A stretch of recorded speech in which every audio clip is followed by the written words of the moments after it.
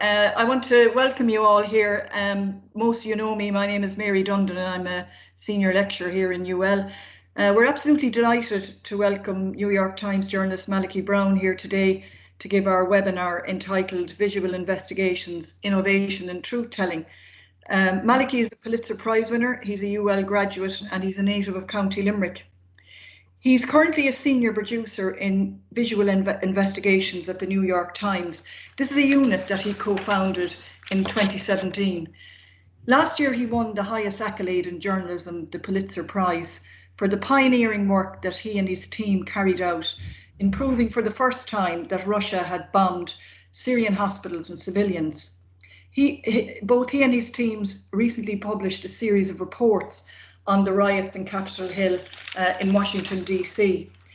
Malachy is going to talk to you about his work, about how they combine traditional reporting with digital sleuthing and forensic analysis of images to find truth, hold power to account, and in some cases deconstruct significant events. His team comprises open source reporters, story producers, story editors, animators, and copy editors. Some of the other investigations that Malachy and his team have also carried out were into the killing of George Floyd and Breonna Taylor and other Black citizens, the Las Vegas mass shooting, chemical attacks in Syria. And his work has been cited in murder trials, congressional hearings, and the UN Security Council meeting. Malachy's work has also triggered government inquiries, policy reforms, and the suspension of weapons sales to Saudi Arabia. His work has also been recognised with 2 News and Documentary Emmy Awards, a George Polk Award, 3 Overseas Press Club of America Awards, and an Investigator, Reporter and Editor Award. Before joining the New York Times, he worked for 2 social media startups, one in Ireland, The Storyful and Reported.ly, and also for the Village magazine in Dublin. We're absolutely delighted to welcome such a distinguished journalist to give our spring webinar today. So please, I know they can't give an applause, Malachy, they'll all welcome you. You can see the applause going up there. So thanks, Mary. Okay, we'll start now. So it's great to be with you. And what I'm going to do is walk through, as Mary said, some of the work that we have published over the last couple of years. And I'll just try to share my screen here. Yeah, I think that should work. Oh, can you see that? No, not yet. Yeah, now it's coming through. It's coming through now? Yeah, there we go. Okie doke. Visual investigations. Yeah. Is that working? Is that good there, Cian? Yeah. Yeah, you're fine. Yep. Okay, cool. Thanks.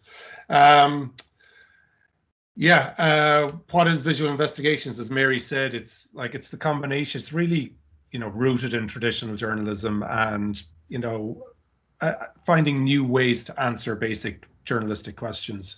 And, they often say that journalism is the first draft of history.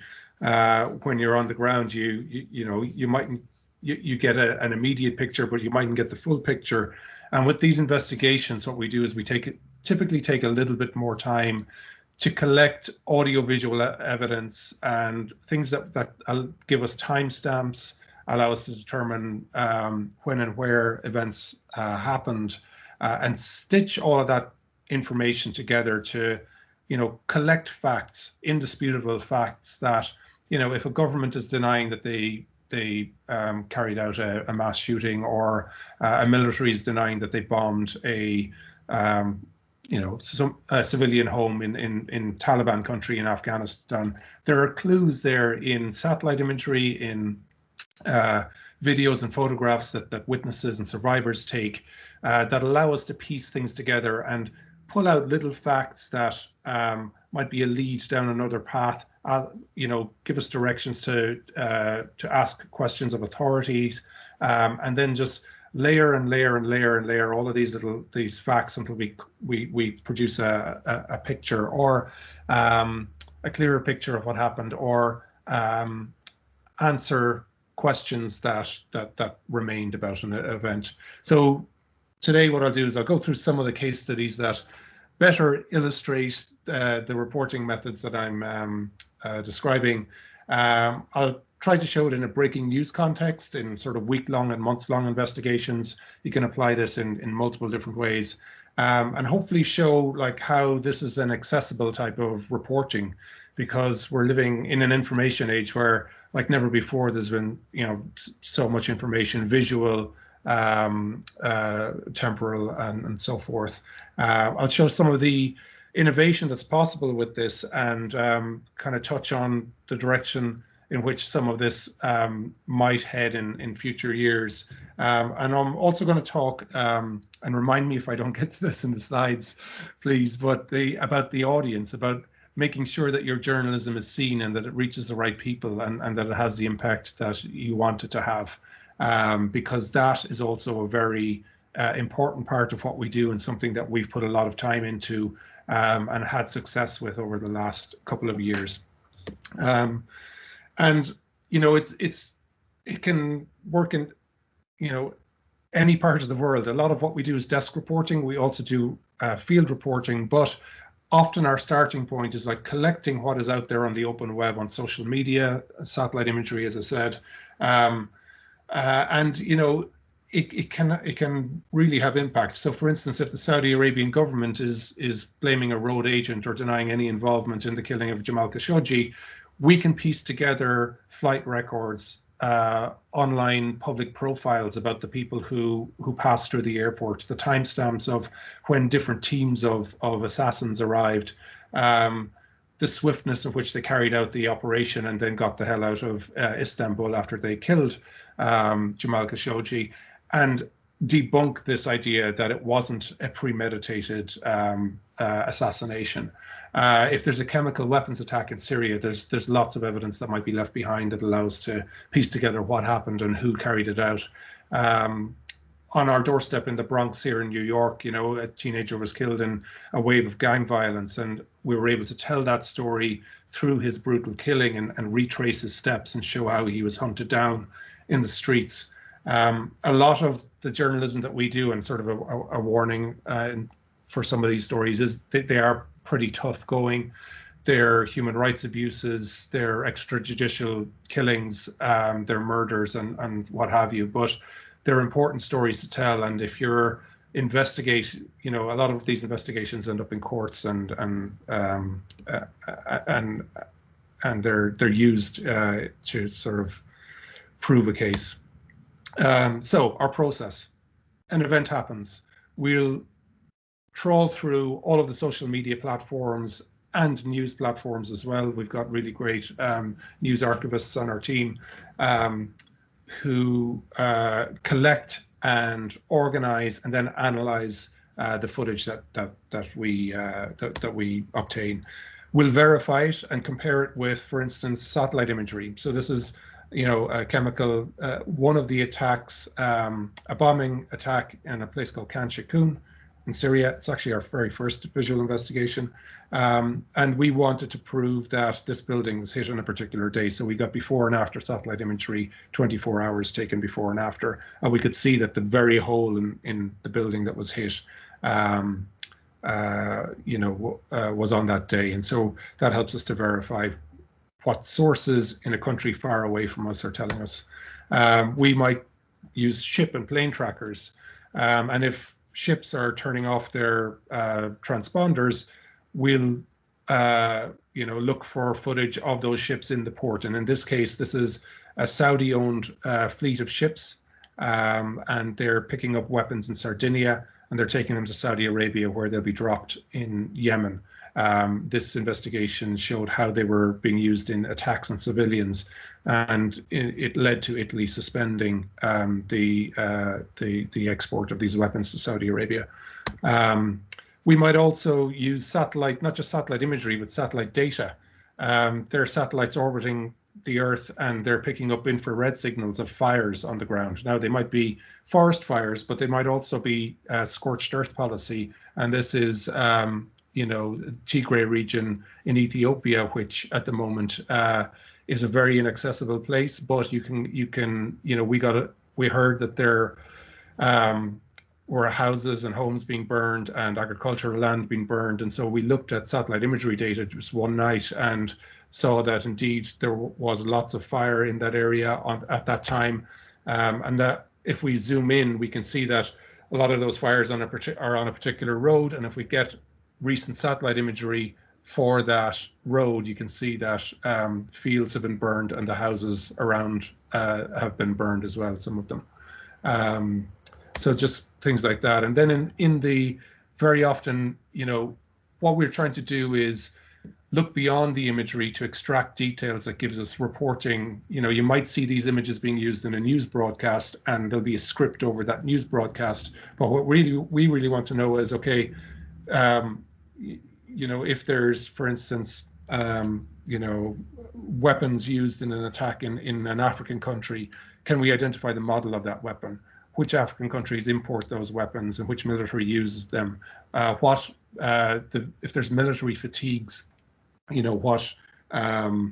what countries in Africa will use those particular types of military fatigues? We're listening to languages, dialects, and all that kind of stuff. That gives us clues about stories, and then calling them out like we're doing here in the footage to really explain the reporting. 3D models and 3D reconstructions are becoming an increasing part of this, and if I have time, I'll show you some of those examples, because they really allow you to put the footage into its spatial context. And in this case, we retraced a bullet that the Israeli Defense Forces fired that killed a medic on the protest field in Gaza. First story that I'm going to go through is Ahmaud Arbery's killing in South Georgia, actually this week last year, now that I look at the date. And this involved just pairing videos with 911 calls and police logs, and also witness statements and media interviews. So the story with Ahmaud Arbery is that the story that circulated around him was that either he was an armed robber that was that residents tried to arrest under citizen arrest laws, or that he was out for a jog and that he was hunted down and killed in a racist community. And the truth was, somewhere in the middle. He was shot and killed. But by piecing together what we could find from all of that evidence, we were able to retrace his steps over those critical 10, 12 minutes before he was shot and killed. And there were only 2 videos showing Arbery. There was this video, security camera footage of him walking into the neighborhood. He lived just a mile away the other side, and he used to jog here regularly. And there was this video of him running towards a truck several hundred yards away, and that's where he's shot, at the front of that truck. And this is me just plotting out. This is literally my reporting over a half an hour. One lunchtime, I was curious about what happened with the case, and we were working on other stories, but I was like, just started plotting out his movements and where that video was, and I was like, oh, there's a big gap there between him running down this Satilla Drive and then being shot. And what I noticed in the footage is, as he ran down this street, you could see a truck pulling out here, and it looked like a white truck, and going after him. And then in the footage, the shot that you saw before, he's running towards that truck, but it's along this road over here. And so what we did was FOIA'd the local police department to get their 911 calls. And it just so happened that the files that they sent us had the exact start time of the 911 calls in them. And also, those 911 calls are made during those videos. We kind of struck luck with that, and by syncing up the times, we now know the gap between. We've got timestamps that allow us to plot out what happened minute by minute. It took some audio analysis to prove that, but again, this is information that is embedded within the 911 calls and within the videos that might not be obvious to use, and it might not be obvious that in fact this guy is on the phone to the 911 dispatcher at the time because it's a bit muffled, but you can amplify it, sync it up, and then the gunshots come, and they also allow you to sync up the 911 call with the footage. And so that's something that it's a technique that we use. The details in the phone logs, the typed logs from the 911 dispatcher also matched what we were seeing in the footage as well, and what we're hearing in some of the video. And so then we spreadsheet a lot of this information because timestamps in security cameras are off, timestamps in the video footage might be off, the timestamps in the police logs are obviously, they lag the phone calls by a few seconds because it takes the dispatcher's time to write it in. And so we yardstick the whole thing, if you know what I mean. We'll calculate how much each timestamp is off in different videos and pictures, and then we'll come up with, you know, the timeline I decided to use was when the 911 calls are made, and sync everything up with that so that you can map out the timeline of what happened, and where the police are and how the police are responding to it. So that's kind of it. There's other details in there. There was one statement taken from one witness, even though there were several witnesses there. And so there were allegations, credible allegations, that this was sort of blue collar privilege. This is the one witness they took a statement from, happened to be a retired investigator from the district attorney's office, worked with the police for years through his career, was known to them. In fact, the police had kind of delegated incidents of criminality to him in the area in the past. So they took his single statement, and he gave us some details about what happened as well. And then in media interviews, they were joined by this fella Roddy Bryan, who filmed that video, and he gave witness statements to local media afterwards, saying, you know, I had nothing to do with it, basically. But what we were able to do was we were able to, this is the video that our published video that I'm showing you now, we're able to map his route, show that he was chased for 4 minutes before these guys shot him, that at least 2 of the 3 men in these cars were armed. They were trying to run him off the road, and he was running around them right through the neighborhood. And then we were able to sort of show their movements and show how this guy in the left kind of raised his shotgun and kept it trained on him. And then Arbery was shot 3 times, twice in the chest and 1 in the arm. And it was a really tragic story, even more tragic because the police arrived like 1 minute after he was shot.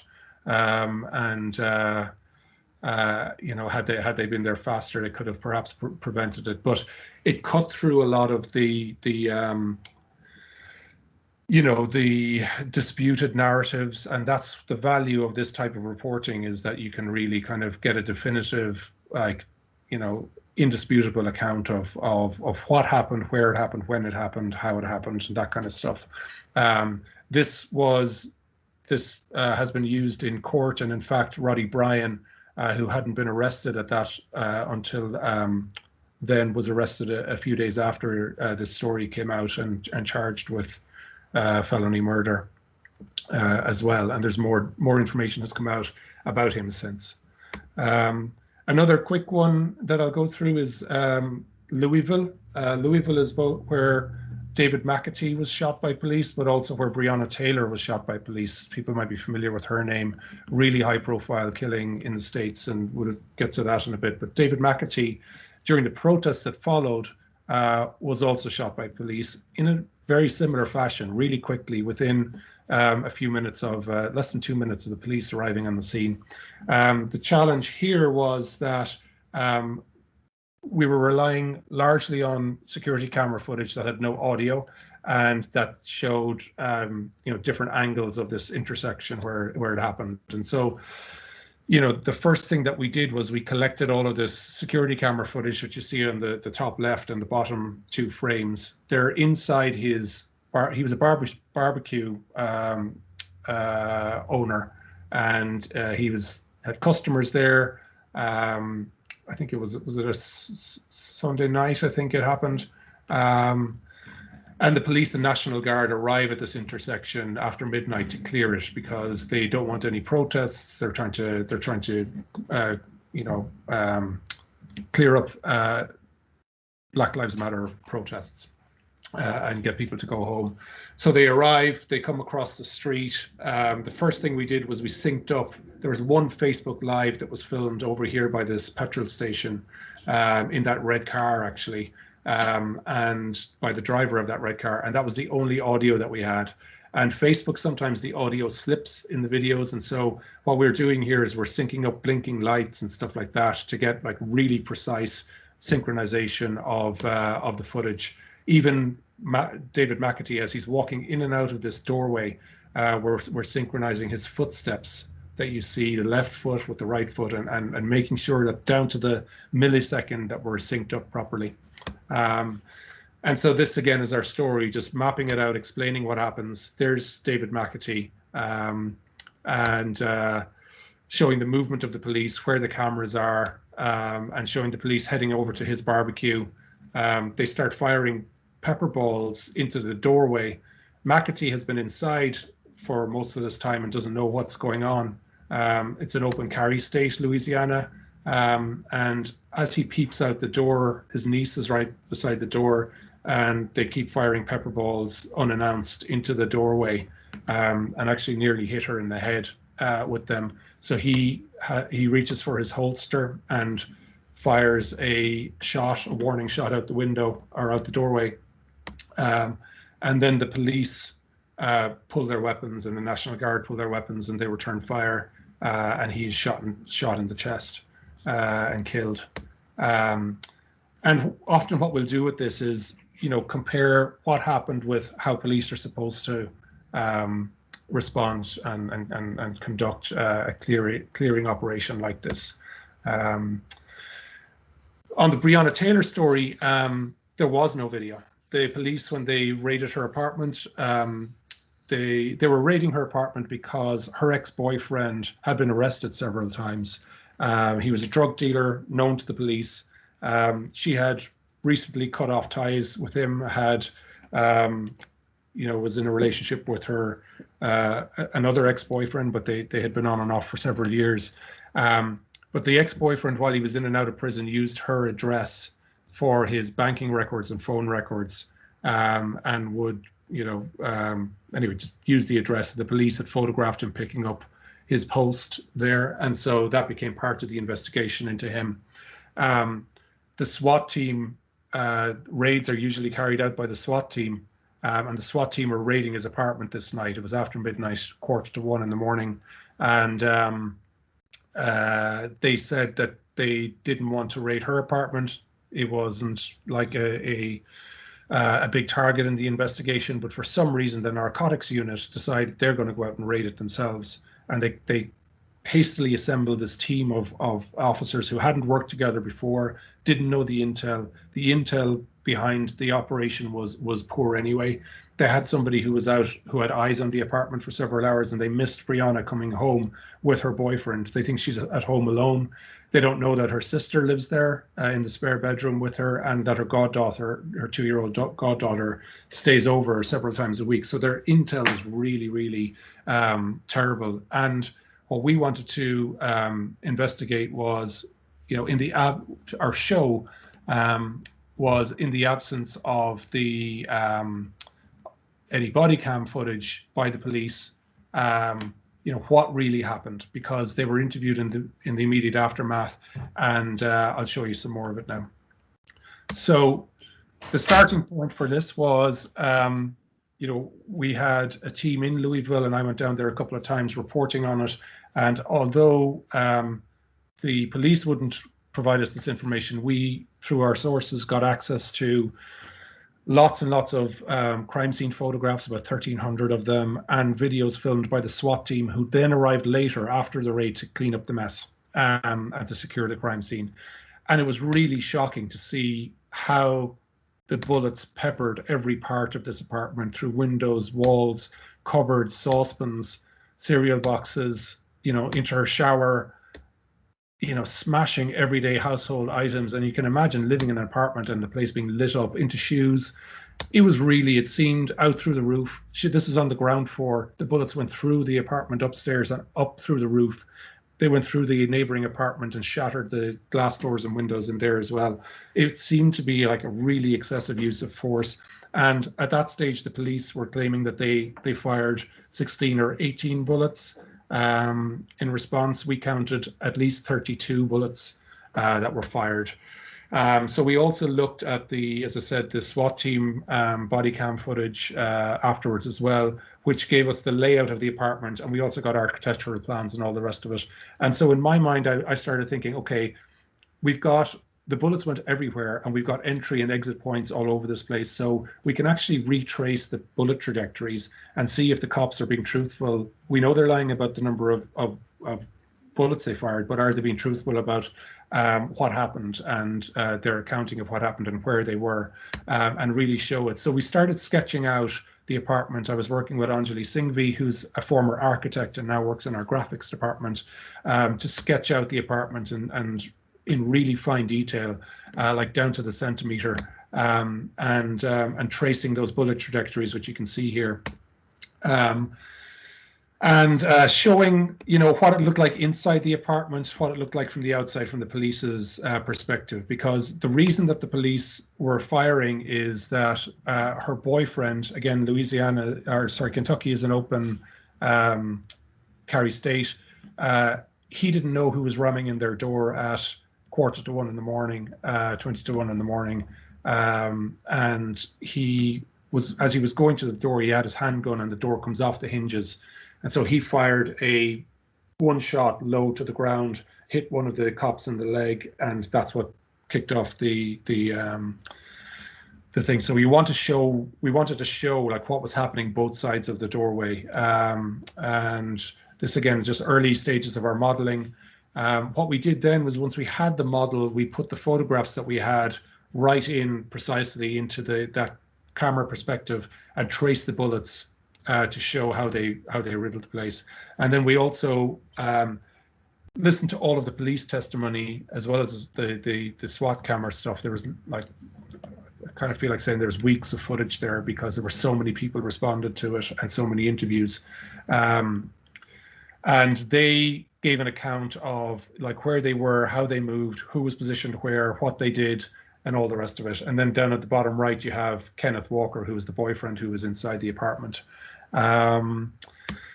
So we then started to sketch out how they moved around, in their own words, what the police said about how they moved around and how they carried out the raid. And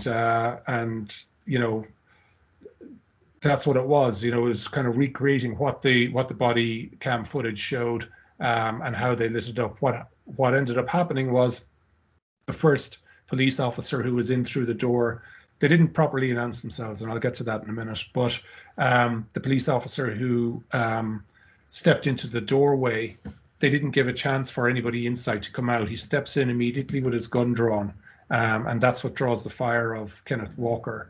And then he shoots in a controlled way 4 times, takes cover, shoots 2 more rounds, takes cover.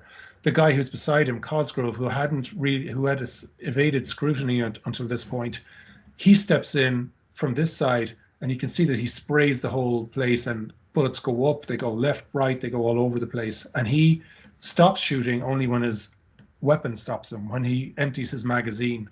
And so he would have kept shooting if there were more bullets in that magazine.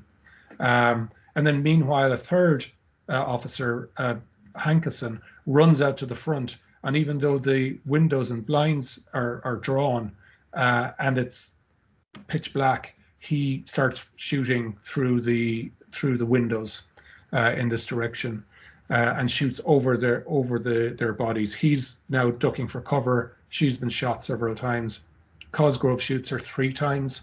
Hankerson not Hankerson, but the other guy, Mattingly, shot her once, and she's shot 2 more times, and we don't know who shot her the other 2 times. So it was really like excessive and happened really quickly. We also have, like, every little detail matters. Their apartment is completely pitch black, and the police know that. and the only light is kind of under the staircase. So the police, when they step in, are also silhouetted. It's completely dark inside in the apartment, and we were able to simulate that environment using the 3D modeling. What was also interesting was the 911 calls immediately afterwards, and the statements that police took from the neighbors. You can see that there's 8 doorways in here. These are not very thick walls, as we know from the bullets. And in the 911 calls, the neighbors are saying, "Get the police out here, quick, they're shooting bad." They don't know that the police are already there, and actually the police are the ones doing the shooting. A window was open here, a window was open in this apartment. There was somebody else out having a cigarette down the way. None of them heard the police announce themselves. There was one person who stepped out. He happened to be after his late shift at work collecting his toddler, and he walked out just as the police were coming in, and he gets in a fracas with the police, and he goes back inside. He's ordered back in, and this family is awake as well. And none of them, when he was first interviewed and when the others were interviewed, said, "No, we didn't hear anything." So that's a really critical failing of the police in executing a knock and announce warrant, because you're supposed to announce yourselves. So yeah, we also looked at the FBI ballistics report and the LMPD and the Kentucky State Police ballistics reports, and meshed all of the forensic data together. What you can see over here is that there's all these different item codes. Like 2 is equal to 10, and then in 2 other reports they're called different things, and so we had to again spreadsheet all of that out and figure out who fired what where, and that's how we were able to show that Cosgrove shot her in her chest, her abdomen, and her one of her arm or her leg, and then also just being on the ground also gave us a really good sense of how the city has been roiled by the protests and COVID. But the population there just fed up with a history of discrimination and the lack of accountability really for her killing. So that was it. I don't know, Cian, I think we have a segment of this video teed up. Do we want to play that? Yeah, I'll put it on now. Okay. Do I stop sharing?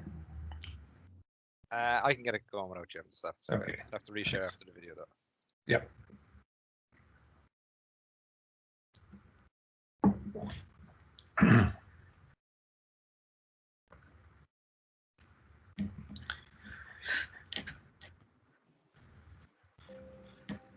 What happened in the final minutes of Breonna Taylor's life? A full telling of that story has been impeded because none of the 7 police officers who raided her apartment used body cameras, a violation of police policy. But with the recent release of thousands of documents and images collected during 3 investigations, the Times initiated a fresh examination of the case. We used crime scene photos to create a precise model of Taylor's apartment. We forensically mapped out and retraced the first bullet fired by Taylor's boyfriend and the 32 bullets that police shot in return through windows, walls, and ceilings. Using interviews officers gave to investigators, we charted their movements as they carried out the raid. And we analysed hours of 911 calls, grand jury proceedings, and footage by the SWAT team that arrived after the shooting.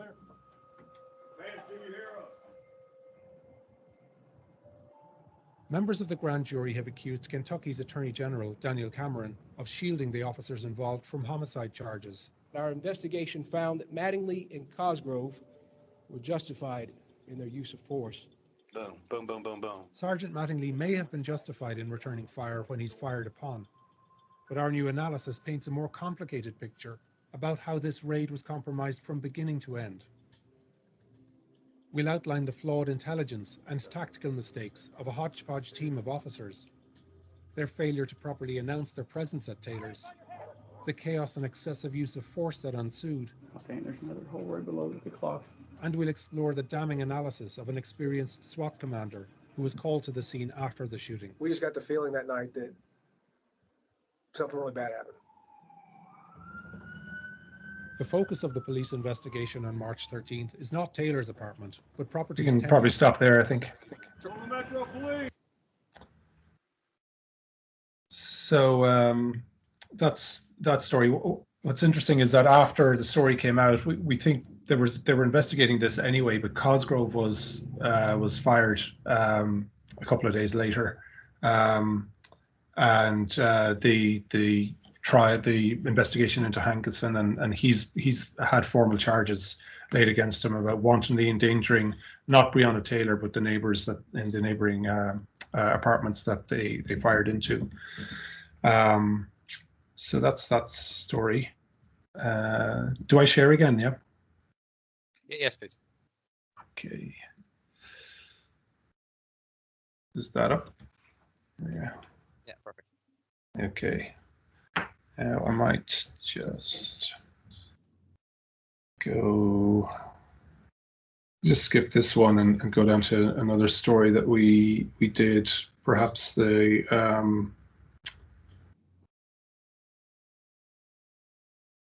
perhaps this one very quickly, and then I'll do the Russia tapes one. But this again is a months-long investigation. I should just say to journalists who are listening is that the David McAtee one, took a few days, probably I think probably about 4 or 5 days. The Ahmaud Arbery one took about a week to produce. The Breonna Taylor one was far more intricate and required specialist modeling, and that took, we started in September, published in December, late December, so 3 months really. And this one took about 6 months. Now all of us weren't on those projects all of the time. We were obviously responding to news and doing other work at the time, but they it kind of runs the gamut. And later on, maybe I'll do a breaking news one that was, an hour long. So the methods here can be applied in different contexts. And while some of them, the 3D modeling and all that kind of stuff, require resources and lots of time and space, and they're expensive. Some of the other ones, the first two that I showed, are literally just editing software and use of accessible information and combining freedom of information requests with requests to police and a little bit of sort of technical analysis and then just sleuthing through the intranet. So this one then is Razan al-Najjar. This was during the 2018 Great Return marches in Gaza, and Razan wanted to be a doctor. Her economic circumstances living in Gaza didn't permit that, and she became a trainee medic and volunteered. Was the first woman to volunteer on the protest fields during that summer, and was a really charismatic figure.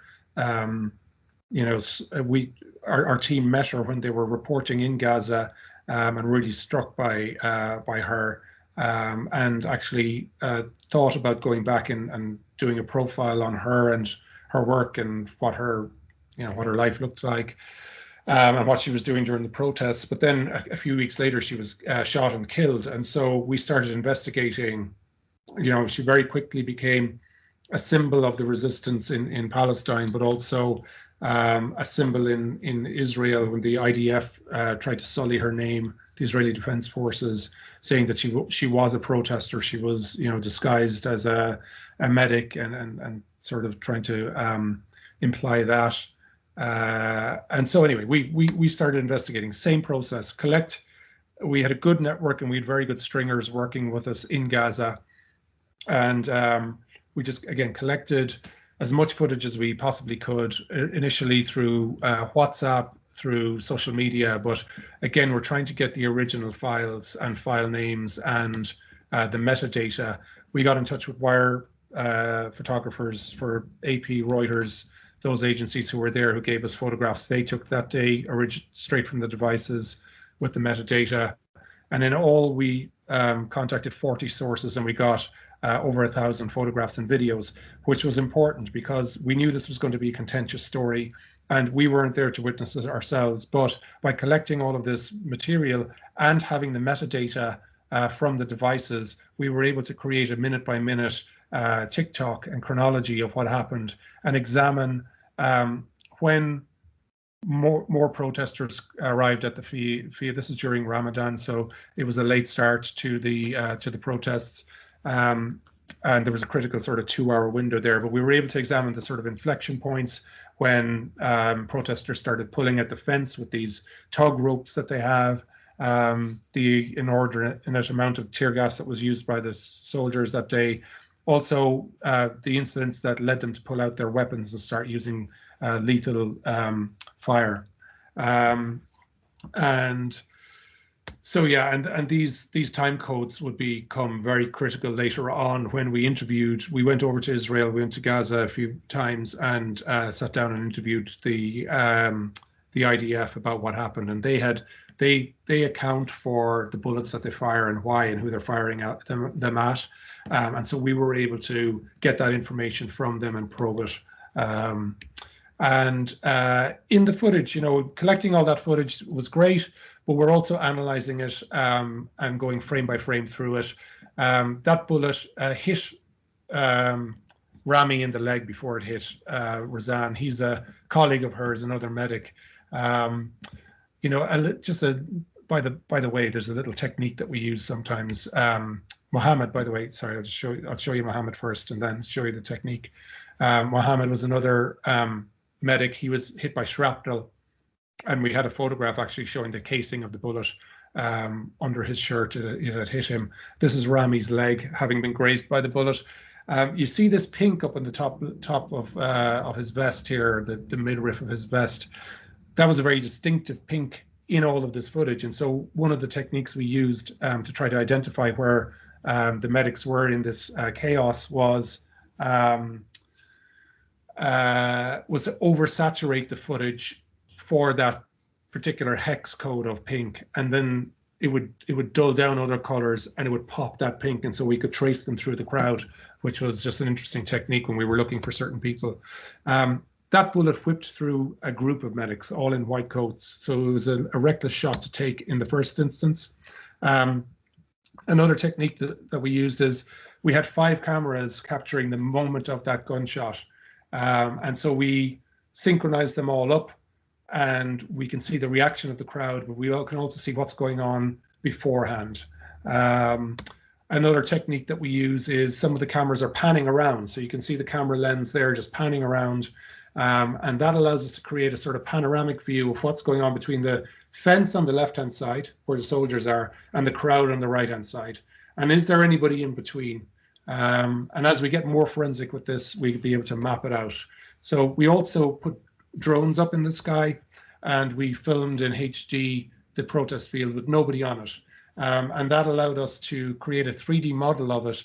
And although it's a little bit bumpy, it had really fine detail around tufts of grass and the roads and all that sort of stuff. We used the camera footage then to sketch in the details on the day. We worked with Anjali was busy on a different project, so we teamed up with Forensic Architecture, who are a London-based research agency who have experience doing this. And so we're sketching in the sand berms that were there on the day from the footage that we had, the positions of the soldiers, the beeps, the bunkers, the shields, all of that kind of stuff. And then we start from our footage, sketching in roughly from different camera angles where people are, where they're situated in that moment. And what we're trying to do is freeze that moment in time and analyze it and ask the question, is that shot justified? And so here's just an example of what our software looks like. We're using free open source software called Blender, and we're really just sketching it out and importing our images into it, and using the tufts of grass in the background. You can see them there, and fading in the frame of the footage to place the camera precisely within there, and then sketch out where people are in it. And so here's a moment of the gunshot as well, kind of putting those people into the frame and all of the others from all of the other camera angles that we have, and show where people are. And ultimately, you end up with something like this. And we know that Rami is there, and we know that Razan is here. And we know that the protesters are no closer than 140 meters from the fence. Live fire under international law can be used when there's an immediate threat to life.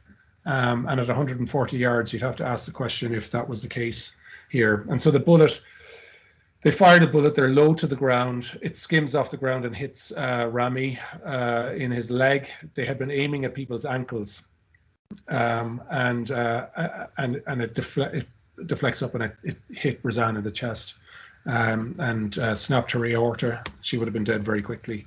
We were able to trace that bullet back to the sand berm where we, moments before in our footage, saw the soldiers pulling out their rifles. We're also looking at details like this, these guys are pointing at the ground in the moment of the gunshot. A puff of dust is whipped up and goes across the screen. We also, the IDF said that in this moment they were shooting at the ankles of one of the protesters wearing a yellow shirt. There was only, I think, 3 guys wearing yellow shirts that day, and one of them was here. And so our model might be slightly off, but they're probably aiming at this guy's ankles and they miss. But it involved a lot of that sort of technical reporting, but also on the ground reporting as well. So Cian, I think we might just play, this is a series that we did in 2019 into 2020, which was reported from New York, but also once there was a ceasefire, we got into Syria. I didn't, but one of my colleagues did. 2 of them. Actually, Yusra was one of them. She's Syrian. Her family is Syrian. So, do we want to play that, Cian? I'll do that. Yeah, cool. Yeah. This is the one you won the Pulitzer Prize for, wasn't it? That's right, Mary. Yeah. Yeah. Well done. Observers have long suspected that Russia bombs hospitals, but no one has been able to prove it until now. The Times has assembled a large body of evidence from multiple sources that directly implicates Russia in 4 hospital attacks in just 12 hours. One day that's a microcosm of how healthcare has been crippled in parts of Syria. We collected 4 main types of evidence. First, flight logs. For years, a network of plane spotters has tracked Air Force activity over Syria to warn civilians of incoming attacks. They record sightings of fighter jets and listen in on open radio communications between pilots and air traffic controllers. We received months of those flight logs, which tell us where and when the Russian Air Force was flying. Second, we obtained thousands of recordings of those radio transmissions as Russian pilots operate in the skies above northwest Syria. We spent weeks translating and deciphering their code words to understand how they carry out airstrikes. A pilot receives coordinates for a target. He confirms the target is locked. The pilot calculates the minute he will strike. The dispatcher gives the green light. And the pilot reports back, saying, "Srabotal, I worked it." This gives us the clearest picture yet of how and when Russia bombed targets. Third, we analyzed hours of videos of these strikes, which gave us clues about the type of weapons used. We reviewed that footage with experts on the Russian Air Force. And fourth, we established the time these attacks happened by interviewing medics, obtaining incident reports, and examining social media postings. The times of the attacks matched up with sightings of Russian planes and recordings of pilots carrying out strikes. Our detailed findings show how Russia repeatedly violated one of the oldest laws of war. We'll walk through those attacks on May 5th Probably to show how stop these there. events stacks up. Thanks. Yeah, so this was a team of, oh, was that, sorry, got that with the wrong one.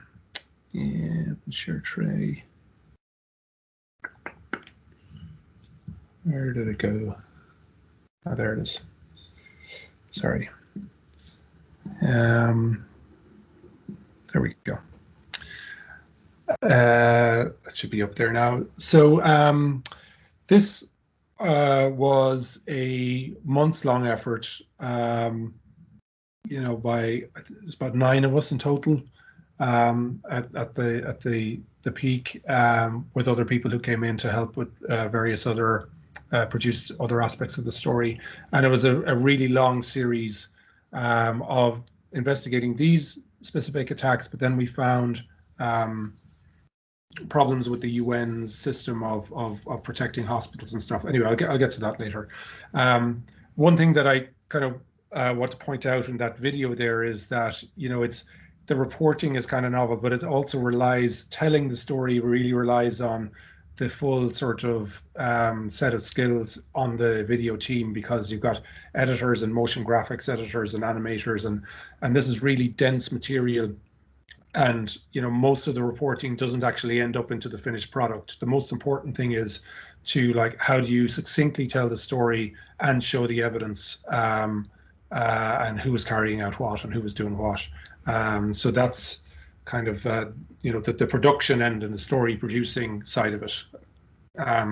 The presentation I'm showing is focusing mainly on the reporting, but definitely should be, just want to say that.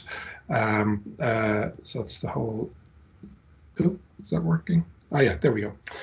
Anyway, so you can find a collection of all of these stories on the visual investigations page on the New York Times, and there's a whole series of them. Anyway, I'll just go straight into it. Yeah, there we go. A little plug for the landing page for our work. But it wasn't just those attacks, as I was saying. It was like the aftermath, like showing the effect of this bombing campaign when you had the biggest mass exodus of people since the Rohingya crisis a few years ago. It was close to 1 million people by the end of it, most of whom had already been displaced, you know, from other parts of Syria. You know, the UN system didn't work, and we outlined the problems with that. The UN launched an inquiry into this, but Russia put pressure on them to keep the findings of it private. And so once we had gone through our first series of investigations, we got the list from sources in the UN of incidents, and then we did our own investigation into those and made public what the UN was not going to make public. And we also found out that you know, the list of incidents that they investigated was not representative of, you know, the attacks on in Syria that year on civilian infrastructure. It really kind of played down Russia's role in those incidents through the choice of attacks to investigate. And we also looked at, you know, we got access through Physicians for Human Rights to doctors who had been detained, interrogated and tortured purely because of their work. They were working in field hospitals. This is before the air war, when people were moving across front lines during the civil war in Syria. And so healthcare, it was to show that healthcare was really targeted from the outset of this civil war by the Syrian government.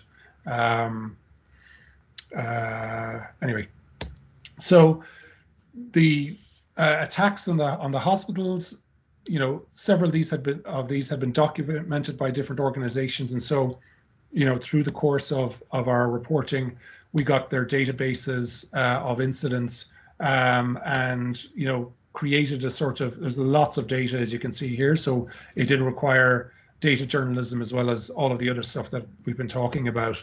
And we created a master database of all of these sites.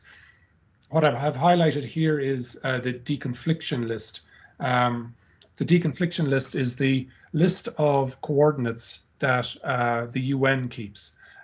Hospitals, if they feel they want to, provide their coordinates to the UN and say, okay, you know, this area should be protected because we're running a medical service here. The UN then distributes them to the warring parties, and it's an off-limits thing.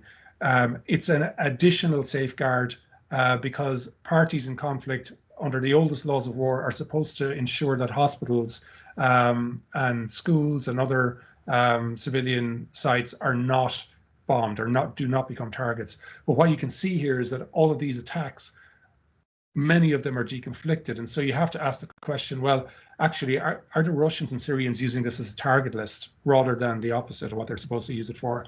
And so we got this list, and we started, we didn't get the full list because the UN kept it private for obvious reasons, but we ourselves were able to by interviewing the organizations that ran these hospitals and the hospital managers and security, verify which ones were deconflicted and which ones weren't.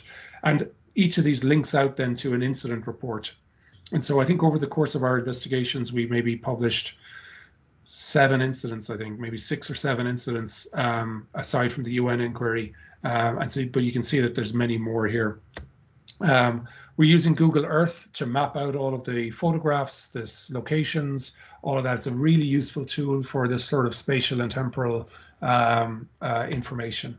And then I won't spend too long explaining this, but basically in investigating one incident, we were able to get access to radio recordings, and we found out that the observers who had been listening into the open radio communications, just like people do in Police Scanner here, they started recording it. And so that gave us a trove of pilot recordings as they were carrying out their missions. So this is, what one of them, sometimes they use coordinates, and that was, QED, slam dunk, the coordinates point to an underground hospital, and the Russians come in and bomb it. The people who were spotting the airplanes gave them an early warning, so they were able to vacate that hospital. Why is this an underground hospital built into a hillside? Because hospitals had become so frequently attacked that people started moving them out of populated areas. And we've seen that right across northern Syria. This is another one. This is Kafr Nabil. This hospital has been bombed 7 times. It's now dug deep underground. It's been refurbished with funding from the WHO, from the Japanese government, but it keeps getting hit. And we caught the Russians bombing it twice. I say twice, 2 incidents, but they repeatedly bomb it. They'll drop one bomb, circle around, drop it again, circle around, drop it again, drop one again.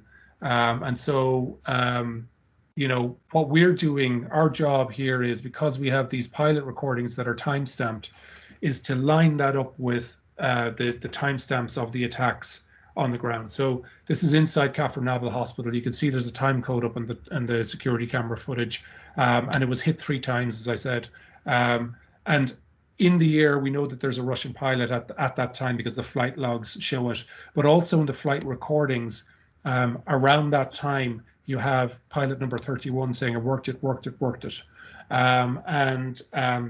Although the times are off, again, the system is off. They're 2 different time systems. There's the system that's recording the Russian pilots, and there's a system recording the security camera footage.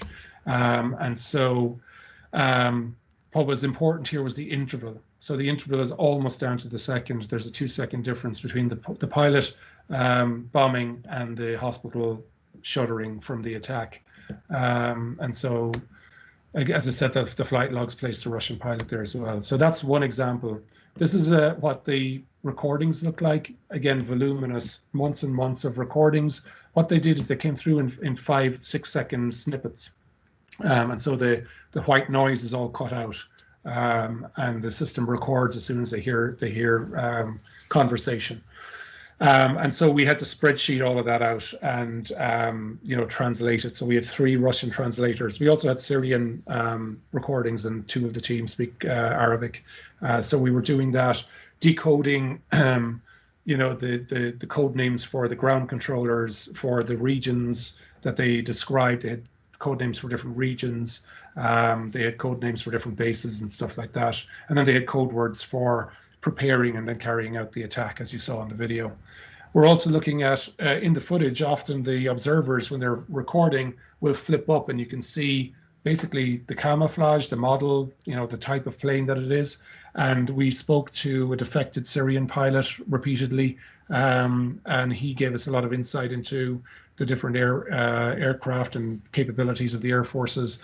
And lots of government, former Soviet Russian pilots really extensive background information, reporting and interviews that gave us a deep understanding of the capabilities and the aircraft that they're using. In fact, we had, like, this is one of my colleague Christian's desk, and so you can see he's working on the spreadsheet here, but in all of the footage in each of those files, we'd be looking at the footage and looking at the aircraft and identifying which aircraft it is for our own purposes. You got the different models of aircraft over here stuck to his monitor. We're also using satellite imagery before and after to assess the damage and how many strikes there were. And then, as I said, the weapons, the different forces of different weapons capability.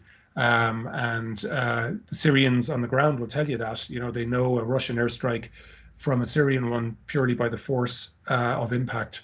But we got a little bit technical with it. And during the course of our interviews, we also collected not only incident reports and social media posts, but private WhatsApp messages from doctors who are inside the hospitals, and as they're under attack, they're sending messages back to their colleagues, and so that also gave us precise times. And so for the first time in the conflict, we're able to match what's happening on the ground with what's happening in the sky, and assign blame for specific attacks to specific pilots. Of course, interviews with various different organizations that monitor this and investigate it, but also support hospitals, and went over to the UN Security Council and confronted the Syrian ambassador over there as well. So a lot of this didn't make it into the final stuff yet, but let's see. And we also, aside from hospitals, looked at some other really gruesome attacks, like very gruesome stuff. This one was, all of us here are familiar with the Omagh bombing. This was just as bad as the Omagh bombing, the same level of casualties and really horrific scenes in the videos that were captured afterwards. There's no military objective here. There's no military installations anywhere near it. It's an IDP camp for people who've fled the conflict elsewhere, families living in these apartment blocks, and the Russians came along and bombed it. It's 8 miles from the front line. And there was one photo, there was plenty of footage of it afterwards, but there was one photograph of the moment of the strike when the plume of smoke. And this is us doing our geolocation of archival footage to make sure that we're actually, it is the IDP camp. And actually we're able to zoom in on the details to show where the smoke is coming from, the mast and the pattern of the windows here. This is just some geolocation standard fare that we do for every piece of footage that we're looking at. The size of the airstrike crater gives us some information about the type of weapon that's used. The collapse of the buildings all around it also gives us some insight into the force of the weapon. And again, that photograph was taken at 7:17 p.m. Russian pilot spotted in the logs 5 minutes earlier, and at 7:17, the pilot confirms that he has sent a bomb as well. So, just another example of that really horrific attacks. Again, they also bombed. This is one of the worst attacks of 2019 on a civilian area. And they attacked a commercial street, and we were able to build a scene where you have the aircraft in the sky, you can actually see it attacking, and the terror on the ground as people are feeling the impact of that. So that's it.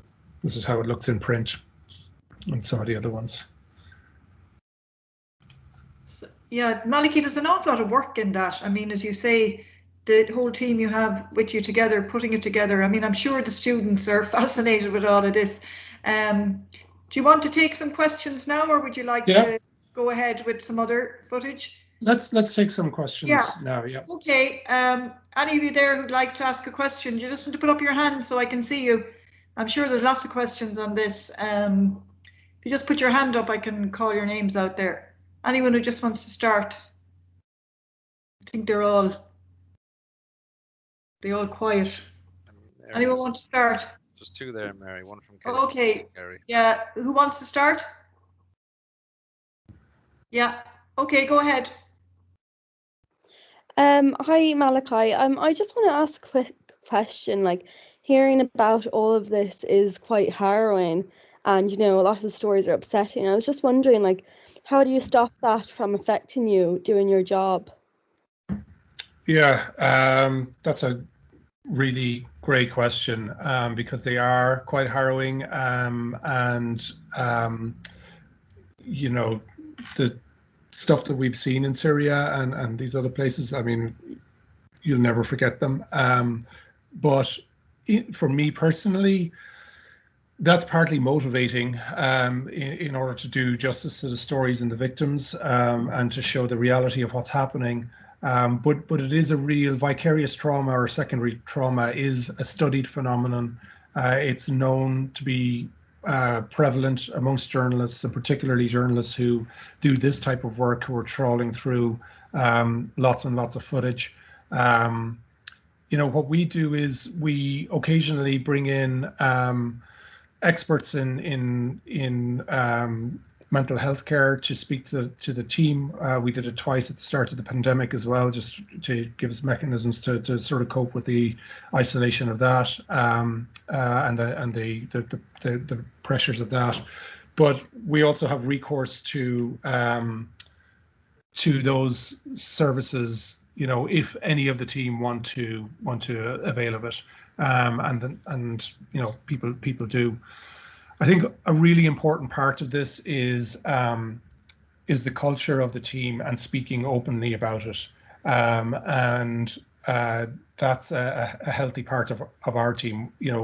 Most of the team have worked with this sort of material for several years. Some people are new to it, but we have this sort of like recognition that this is something to keep an eye out for, and to sort of check ourselves on, and to speak openly about it. And then as managers, I think part of it is being aware of how exposed any member of staff at any member of time is to gruesome, traumatizing material, and making sure that they get a break. And I think that's true of that, but also the type of story that we're doing.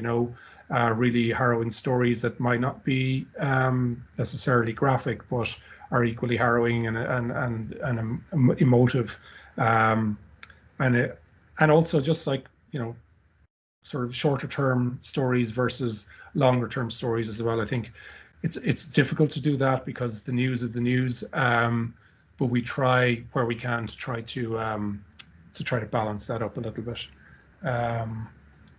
But it's a great question. There's the Dart Centre has done some good stuff.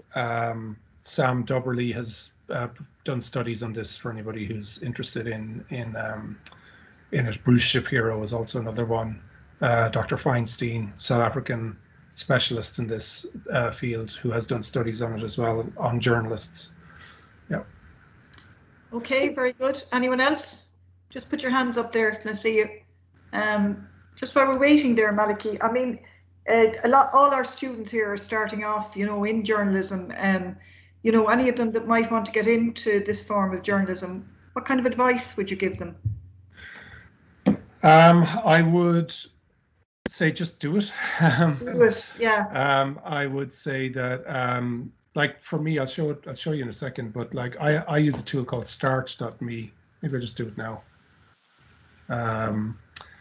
And there's all sorts of case studies and tips and tricks and all that kind of stuff out there on GIJN, which is a Global Investigative Journalism Network. There's, can you see this? Yes, yeah. So anytime I open a new tab on Chrome, I have start.me installed, and you can see that this is my virtual dashboard, and it's got all of the different open source tools as well as other stuff that I want. And you can put them into the bookmarks, but I find it handy to have them just at the click of a button, well organized. And it's just a reminder as well as all of the different tools that are out there. Sorry, this is RVI one, and we've got satellite, we've got mapping, we've got various different stuff, company data, country specific. So there's all of this traditional corporate investigative stuff that we'll do as well. Anyway, First Draft actually have an advanced toolkit that you can download and install, make a copy of on your Chrome browser. And what I do is I just sync it to my Chrome profile. And therefore, if I don't have my laptop and I'm in Bangladesh and I go into an internet cafe and I sign into Chrome, it'll download it and I'll have my whole workstation with me, and I'm able to just go, you know. You know, that's a really good thing to do. Yeah. We've Advice. questions. Yeah. Gary, do you want to ask your question? I see Gary there. Gary? Yeah. Malachy, yeah, thanks. You can put on your video if you like, Gary, yeah? Okay. Yeah, I'd just like to know a little bit about the editorial process in terms of how you decide what stories or what you're going to cover. I'm sure you get like lots of requests and stuff like that. Do you take requests on, or are you told what to cover by an editor, or how does that process work?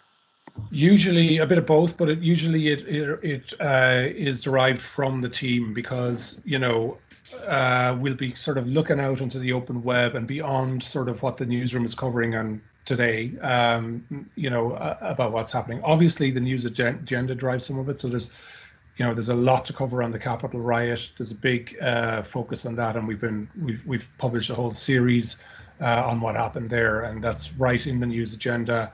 It's actually ended up being cited in arrest warrants and stuff like that. But but the formula that we use is it visual, is it original, is it going to be revealing, and is it going to have impact? And so they're the four things. And so things, you know, through our methodology, are there little sort of nuggets of information that we can reveal around whatever the story is, or, you know, sort of a definitive picture of what happened as well. So it can be a couple of different things, but VORI is our acronym. and obviously there are other sort of things as well, you know, the balance of national and international. Historically, we would have done more international news, and that can be harder to get an audience for in the New York Times, but we've done some good stuff there as well, and we have different platforms, which I'll get to shortly, about how we think about our audience and stuff like that. Yeah, so a combination of factors, no simple answer. Okay. But ultimately, is there a problem to solve? Is there something that's fishy about a narrative? Is there, you know, are there new insights that we can have about, say, how the Oath Keepers and the Proud Boys are coordinated or worked in the is there something through analysis of the visuals and all of the other material that I've shown you that, you know, brings new insight? That's really what we're trying to do, and advance the story ultimately. Okay, very good. Anyone else? Anyone else for the moment? While you're waiting there, just to answer your... Do you want to go ahead? Yeah. Yeah, Malachy, yeah. Oh, yeah. To answer the previous question about how to get started, First Draft News, Global Investigative Journalism Network, they have a set of websites called GIJC, which is a Global Investigative Journalism conferences, and in every conference, these are investigative journalists from around the world who will come and share their tip sheets and their slides and their stories and their methods, and they collect all of that in there. Another thing is there's a really good model, you know, of undergraduates, of a group of multidisciplinary undergraduates in Berkeley College, UC Berkeley, and we've hired directly out of there. And what they do is, like, they'll have legal, sociology, journalism, they'll have like legal people all working together and taking on problems and cases like we do, and they apply all of these methods, and they get pizzas and beers on a Thursday or Friday evening, and they'll collect around computers, and they'll solve these problems. And they actually have now started working with Amnesty, and they have what they call the Digital Verification Center, and they have partnered up with Toronto, South Africa, Hong Kong, I think, and various different groups, and they'll take on projects and try to provide this research that will inform publications. Very good. Anyone else there before we go on? Okay, we might witness see anyone else. Yeah, Katie, do you want to ask a question, Katie? Yeah, hi Malachy. I'm just video there. Yeah, okay, yeah. I'm just wondering how much of, well, specifically war reporting, or how much of your newsroom is now dedicated to verification. I suppose especially with international stories as well, because you don't really, well, I know you have a certain amount of feet on the ground, but I suppose especially more reporting, like how important is it to, how much of the newsroom does that take up? And also, is it hard? Because I assume with technology today, it is quite hard to verify things. Yeah, good question. We can't be everywhere, but I think we're in quite, like, I think last year we reported from 140 countries or something. Obviously, we don't have bureaus in that many countries, but we have, I don't know, is it around 500 staff that are overseas? I can't remember the numbers, but I mean, the New York Times is different. It's a bigger newsroom.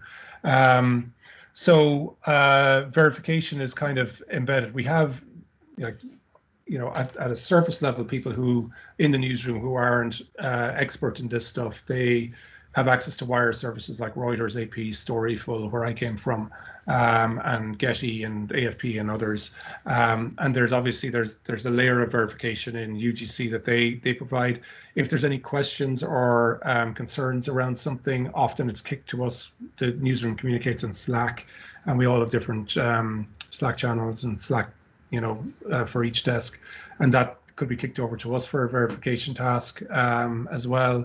If there's single source, like if, for instance, there was the sort of Donald Trump legendary PP tapes were to come across our radar and it was a single source, we would want to get advanced verification on that. And so there's people at University College Denver, Stanford, Berkeley who are experts in audiovisual manipulation and deepfakes and stuff like that, which I think you're touching on with the question. And they have tools that we don't have available to us, and they know how to look at pixelation and changes in the audio and stuff like that. So if it's a single source, that's what you would do.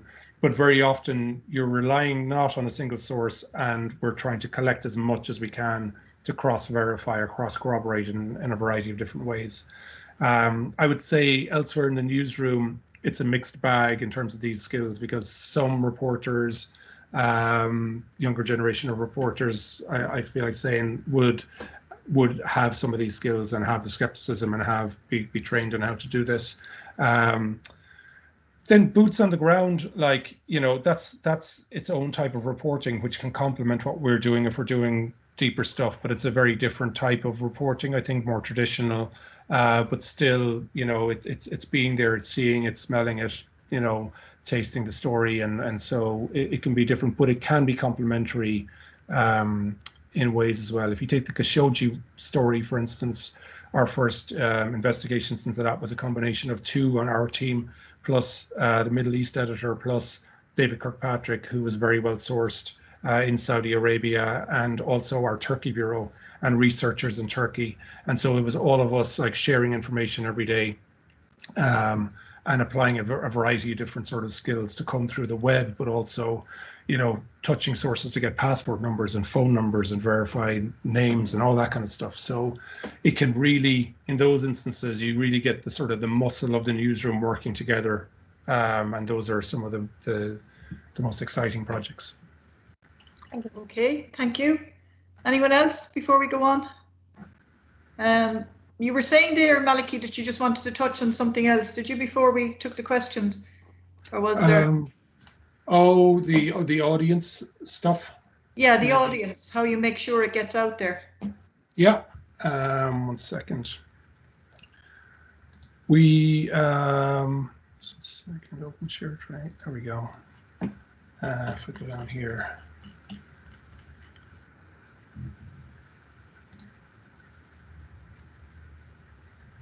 Oops, there we go. Can you see that?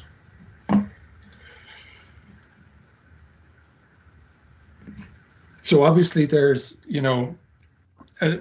once we've got the reporting done and we're near to the published time, there's a sort of a whole other strategy around, like, when we publish, the time of day that we publish, how that'll affect Google searches if we think it's newsy or going to drive search traffic. Like, very simply, if you think it's going to drive search traffic, you want to publish after midnight. how fresh it is in the algorithms. There's a whole team that works on search engine optimization, but also other distribution. The URL, headline, and cover image are all important for that, and our hooks into it, the social assets that you put out as well. On the New York Times platforms, we have the homepage, and what we do here is we kind of have stylists ethically. We try not to interrupt images, but for visual investigations, we have a little bit of latitude to do that. But you also want to signal to the audience that there is some visual analysis in the cover image. So we do that. So the homepage, we're fighting with all of our fellow colleagues. It's a competitive newsroom to get our stories up, but we'll work in advance with the homepage team to make sure that we're getting placement throughout whatever day we're publishing. Then the social and phone alerts. So before we publish anything, we're thinking, the headline, the time, the cover, a variety of different cover images, and maybe even GIFs that will go on the homepage, or loops as they call them. What the social language is for the main account, what the phone alert is for the main account. So we make it as easy for them as possible to publish our stuff and to get it out and to get it into directly to people. Newsletters, and then lastly, the newspaper. We're a digital first organization. We think the newspaper is an entirely different audience, and it is an audience, and we've learned over the last few years to print videos, if you like, but it's digital first all the way. It's also then like ourselves and our team, and trying to be out there even before we publish. We'll often be sharing some information that we have, and doing Twitter threads to share the stories and that sort of stuff. And also, I was talking earlier about the New York Times typical audience, which is like white, middle class, Americans primarily. The international audience is growing, but on YouTube we've found a much younger and way more international audience, and we've put a lot of effort into that strategy. Again, you can see the consistency in the cover images here.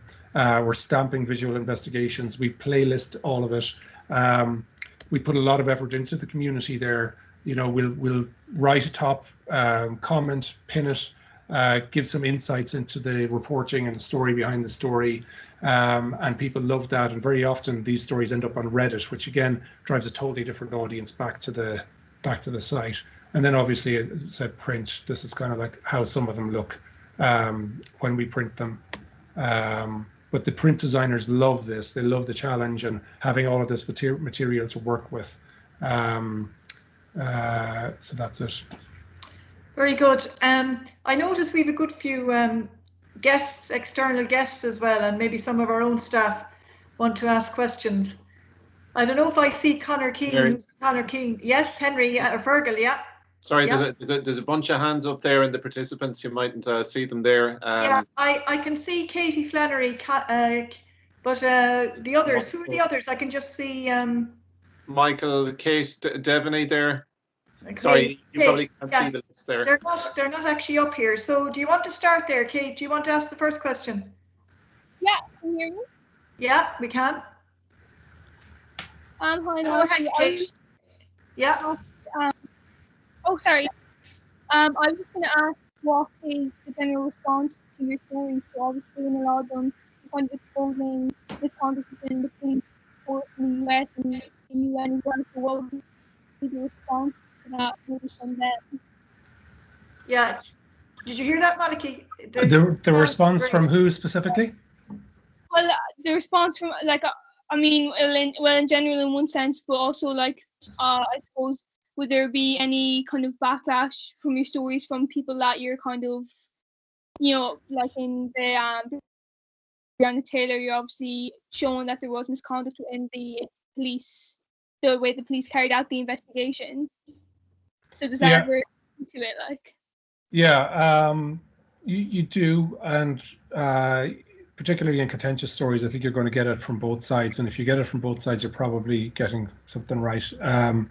But yeah, I remember there was backlash to our story on Razan al-Najjar when we were reporting a story on the burning of aid, USAID going into Venezuela. their supporters burned it. They were blaming the Maduro regime for torching this aid. They kind of almost threatened us to like not go down that path, and that they would respond very harshly. But the evidence leads where the evidence leads, and you show what happened, and nothing happened in that instance. But yeah, you do get responses, and then sometimes, you know, as I said, like impact is one of the things that we're looking for, and might like steer our framing of a story or how we report a story, and so that, you know, like ultimately say in Gaza it ended up in a criminal investigation, and you know, so that's the type of thing that you want to see out of your work, you know, having an effect. But it depends. Like America is a very polarized country, and you get nasty comments in amongst the YouTube or on Twitter and stuff like that as well. So it's a mixed bag, but it can, you know, because it's so evidentiary in nature, it often has some sort of impact. Yeah, it's also hard to say for sure. You know, if there are consequences for people who are the targets of an investigation, if that arose directly from your reporting, or if there's other stuff going on. Very good. Have any of the journalism staff, or we have a good few external guests there, I can see, if you want to ask a question. There's a question. Hi, Mary. Hi, Malachy. Catherine Hayes. There's a question in the chat, Mary, from Alana O'Byrne. Okay. Alana, do you want to go ahead there? Well, no, perhaps she doesn't have a microphone, so I'll just read it out. It's in the chat. Hi, Malachy. Do you fear for your safety, given that a lot of journalists have been killed? I don't personally. I think it's different for other reporters, and especially field reporters. And you know, so there's security. There's a fairly stringent security protocol that you go through if you're out in the field. If you're going to, you know, even to Portland, you know, if you're going to cover protests there, or, you know, when we were out in Gaza, you know, or even down in Louisville, and you're out covering the protests, you know, it's rare that I have felt that things get a bit heated from time to time. But I haven't been I'm not a war correspondent. I haven't been sort of, you know, in the throes of battle, but others, you know, other reporters certainly have, and New York Times colleagues have been kidnapped or killed. I think the rhetoric in the US has shifted towards media, primarily as a result of Donald Trump's attacks, where he has made it acceptable and in fact attacked the media. And you see that physically. You saw it at the Capitol riots, where mainstream media were hunted away from the Capitol building. Their equipment was destroyed. And yet, ironically, the crowd documented this on cell phones from every possible angle, as they sort of rampaged through the buildings and implicated themselves. So there's definitely, you know, that has happened. You know, a newsroom there was a gunman went into a newsroom in the States, you know, a few years ago and killed several journalists. Our reporting has ended up in a protest outside the New York Times building as well. But as I say, you're going to get criticized from different sides. Okay, thanks, Fergal. I think you had your hand up there, had you? Do you want to ask a question? Sorry, Fergal, did I see your question, your hand up there a minute ago? Fergal, can you hear me there? I think we've lost him, have we, Fergal? Yeah. Anyone else there have questions? Yeah, I think we've lost Fergal. I'm not sure. Mustafa has his hand up, Mary, if he's still with us. Mustafa, yeah. Do you want to go ahead, Mustafa? Yeah, do you want to go ahead, Mustafa? Yeah, Mary, can you hear me now? You can, yes. Do you want to put on your camera there? Yeah, we can hear you. Okay, yeah. Can you see me? We'll see you now in a minute. Yeah, we can see you now. Yeah, go ahead. Okay, perfect. From my understanding, that there is ability to block the locations to be shown on the websites that track the military aircrafts, and usually Russia does that a lot in Syria. is there any specific website or resource that doesn't allow the authorities to block it is military aircrafts? Is there a specific website that allows you to get past it to track military websites? Yeah, like usually Russia does that. Like they block their military aircraft's location. This is what I got from Ahmad al-Shami, if you know Ahmad al-Shami. Yeah. And is there any resources that you're relying on that doesn't allow Russia to block these military aircraft's locations? I'm not aware myself personally of any, but I'd have to ask the team. I can do that if you want to tweet me or DM me on Twitter and get back to you. I think military aircraft are usually not possible to track. There are a couple of initiatives out there. Like I know there's a sort of like a dictator tracker, but I usually this one I use, but it blocks some. Haley has used that a few times for the US. Yeah, but it blocks some. I mean, some authorities block it is military aircrafts on it, but not all.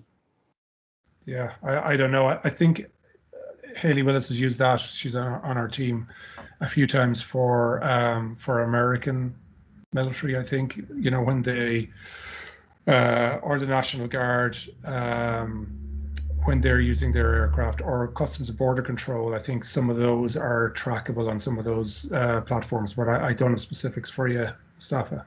Okay, thank you very much. Okay, Mustafa, thank you. I think Connor Keane, have you your hand up there? Connor, do you want to? Yeah. Yes, Mary. How are you? Thanks for allowing me access to this. Good, how are you? Malachy, I'm just, curious. Never have journalists been so well resourced. Never have they been able to verify what they write, produce and publish so well. But yet never has journalism been less powerful.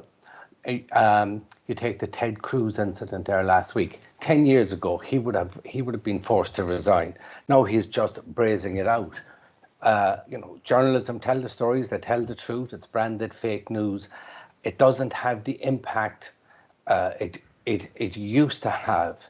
Mm-hmm. Will it ever recover that, or is that something that we've lost? It's a good question. I think it depends on the country, but I was listening to Ben DePere on Channel 4 there, giving an interview during the week, and he was like, even though they've ended up at the wrong end of Ofcom, he was kind of lauding their role in at least maintaining some sort of balance and fairness, not even fairness, but like truth and some sort of basis in fact, which has been, as you know, entirely lost here, depending on the platform. Well, you're just preaching to the converted. That's the problem, and that's the business strategy. And and you're also, by the way, it's a conflux of problems. You're also losing local journalism, which is really struggling. I think it's 2,000 local news organizations, newsrooms have been lost in the States, something like 80,000 journalists in the last 15 years, which is a real erosion of what you're talking about.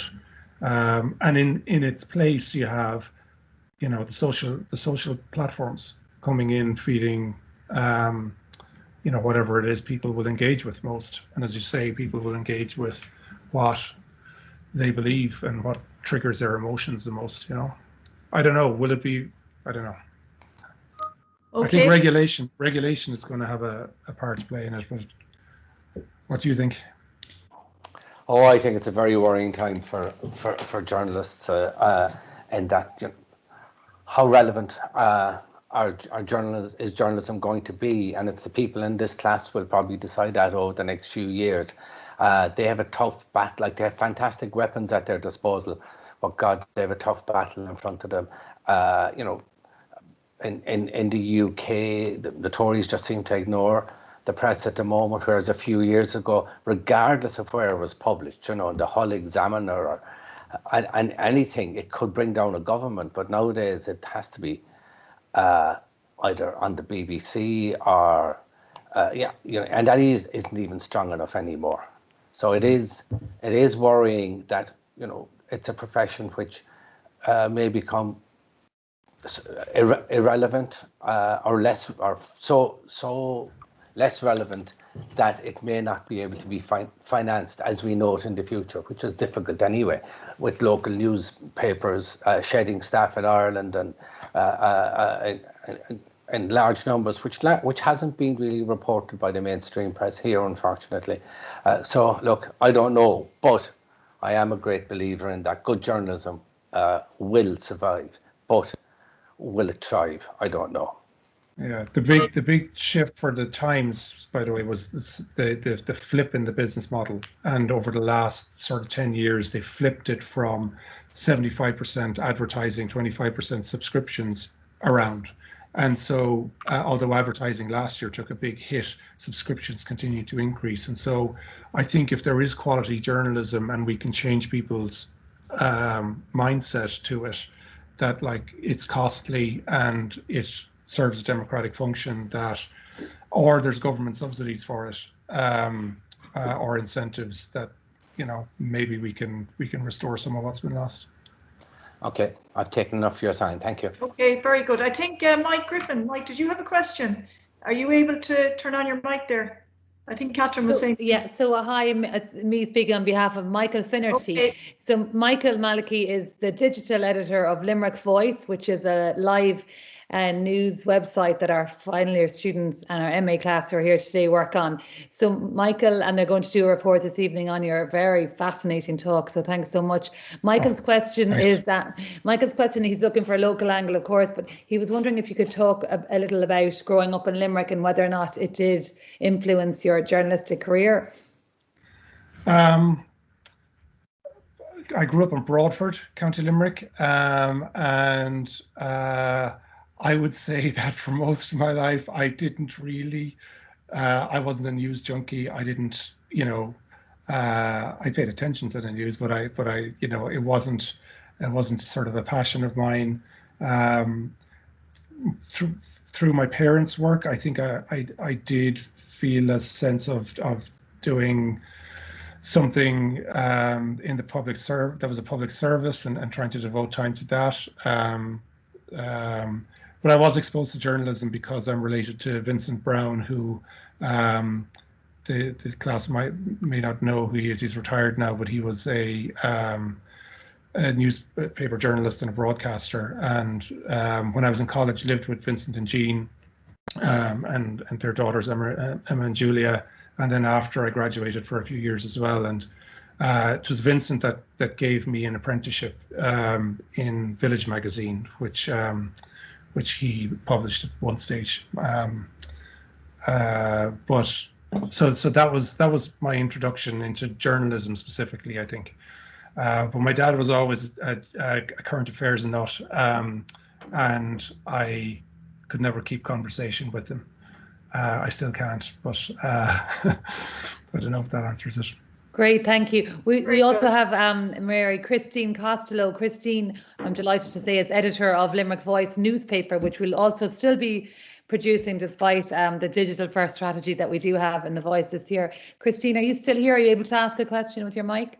Yeah, Christine, do you want to go ahead? Yeah, can you hear me? Yeah, very good. We can see you as well. I was just wondering if there's any stories or projects you've ever had to abandon, you know, either it was bigger than you expected, or maybe you just hit a brick wall somewhere in the middle of the process. Yeah, brilliant question. Several times. And one of them was we had invested months into it, on and off, you know, one of the team in particular. And it just got further and further away from the story. And we didn't have the reveals that we thought we were going to get with it. And so we scratched it and we moved on to other projects. And I'm glad we did, because although it was hard at the time to let go of it, we moved on, and that was 2019, and it freed up time for us to do the Russia Tape series and other stuff.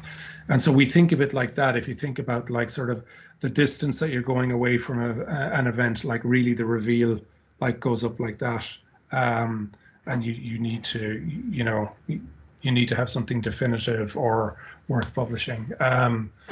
So yeah, that's happened. That's happened a load of times. You know, we might prospect something for a day or two, or you know, last year we were looking at COVID related stories, and COVID was all in the news, and it was partly driven by the newsroom's appetite for that.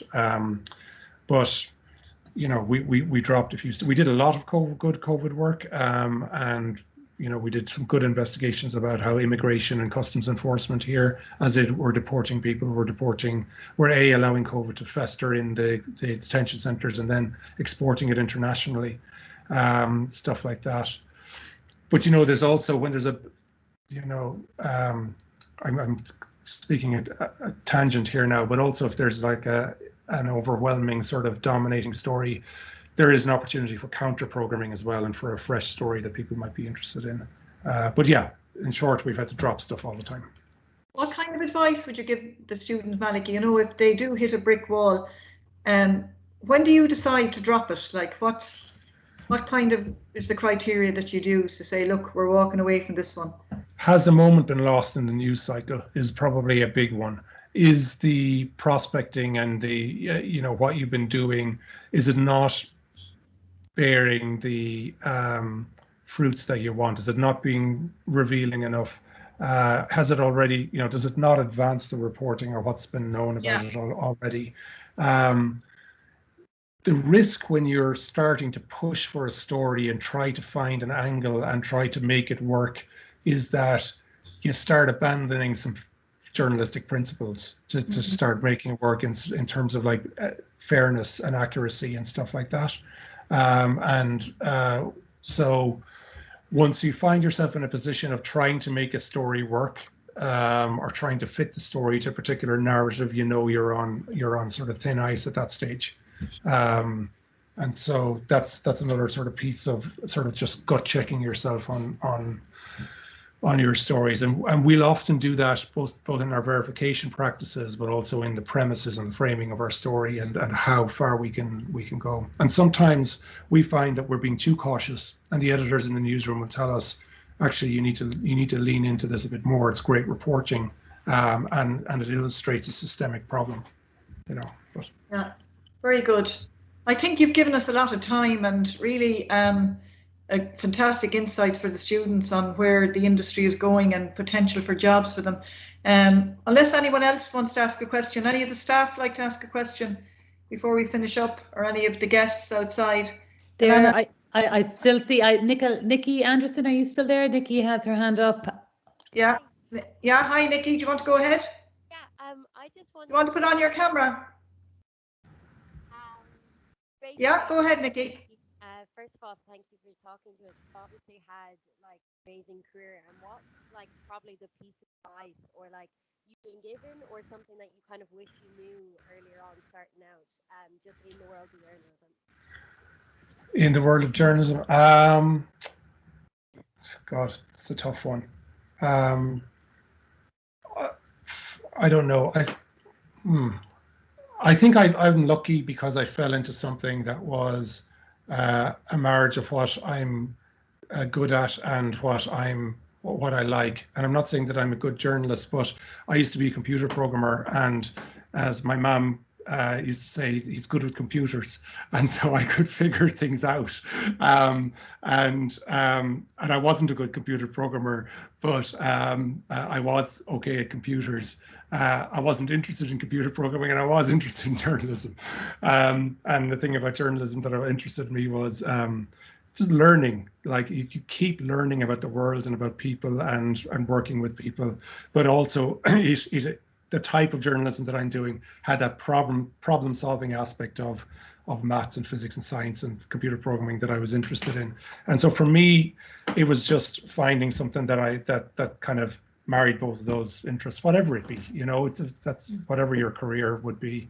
The other big thing is like, just don't be afraid to take risks. Like, you know, I came to New York, you know, with the Times, with a job that came out of the blue, that wasn't even advertised, and it just a conversation led to an idea that led to something else. And so just, you know, it was a risk to come here. We had 3 young kids at the time, and also joining Storyful back in the day when Storyful was in the early days. You know, if you can afford the time and you can back yourself and take a chance, take a risk, then, you know, just do that. I would say, but you know, I also kind of think like not to take anything for granted, which is why we put so much effort into everything that we do. We feel enormous responsibility to get things right. And I say that because I was going to say, who knows what will happen in 5 years' time, you know? You know, it could be entirely different situation. So, yeah. Very good. I don't know if that's helpful. Very good advice. Anyone else? Yep. We take a final question. The one other thing that I would say about that is find something that distinguishes you from others, because, you know, in recruiting and all of that, you know, you get a lot of, you get a lot of really good applicants, but it's hard to distinguish them from the others. What is it that you can develop in your own skills and your own subject matter expertise that will give you an edge, and that will catch the eye of a hiring editor? That's one thing. I think that's a really good, you know, piece of advice to finish the webinar on, Malachy. You've been really good with all your time and the illustrations and the work you put into the presentation. I know the students, before we started, they were very excited because, you know, the whole kind of pioneering work that you're doing, they've never seen anyone do it before. So hopefully what you're doing as well will give them ideas on where to take their career forward. I'd really like to thank you for taking the time to talk to us. The other 2 people I'd really like to thank is Cian O'Halloran, who kept me sane in all of this and figuring out all of the technology to manage to do this across the Atlantic, and Jess Bealey from our own Faculty of Arts. So really, I'd like to thank you again. There's a lot, you probably can't see them now, but there's a lot of thank yous coming up on the screen, because obviously we can't give you, a physical applause, but I'm hoping maybe when all of this madness is gone and you're back in Ireland again, we might get to see you in UL, and you know, when you're back in Limerick. But again, you know, I'd really like to thank you for all. You might see them coming up now. Can you see some of those thank yous on the screen? I can. Yeah, they're all coming up there thanks now. Everyone. Very kind. It's very good to see all that, because in this virtual world we're all inhabiting at the moment, it's all we can do to to communicate. But I know there was a great excitement, you know, in journalism and in the college when they heard you were giving the talk today. So again, I'd like to thank you. I have actually recorded it, so I can send you a link to it if you'd like. And God, the thank yous are really coming up here. But thanks everyone. So thanks very much, and I hope we didn't take up too much of your working day. And you know, we look forward to seeing you again in UL, hopefully in person when all this madness passes away. So I'd love to go back. Yeah, a great time when I was there. Yeah, so thanks very much, and take care, and we hope that we'll see you again soon. Okay. Thanks, Mary. Thanks very much for bringing me in. Yeah, you're very welcome. Right, there's still more thank yous coming in here. So and again, I'm glad that we could have a lot of the external, you know, friends, viewers and family as well that were able to sit in on the webinar. So anyway, what used to say in Hill Street Blues, but they're all too young to remember this, is it? The cops there used to say something like, what was it, stay safe or be careful out there? Was that what they said? Something like that. You can remember it, but none of the students can. So take care anyway, and thank you again. Thanks, Mary. Best of luck to everyone. Okay, bye now. Bye-bye. Thanks.